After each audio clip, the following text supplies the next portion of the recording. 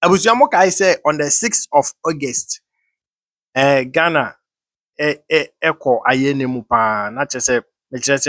on the 6th of August. I think na a Tuesday, a Wednesday, yeah. And a helicopter the defense minister and other ministers ni chese akwatihwe ewo Boase ho baby.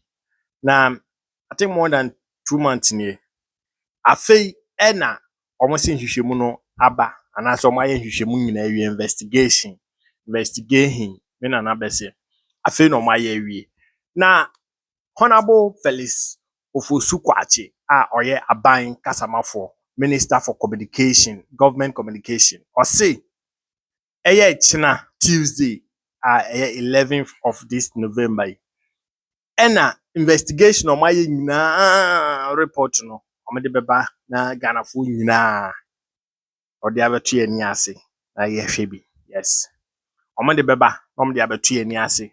na ya hwe na ye tie na ye hudia ekoso the crash helicopter crash no ye ekoso ya nkasa nti abusua ye wontwe mu aye twen uma ye ntwen etina de omede baba to dwansom de baba som mo wa ha sei dia obehinya ni say another dia be ni say obobo oye plus sign so na wa share video no repost it na share na video no kwa chire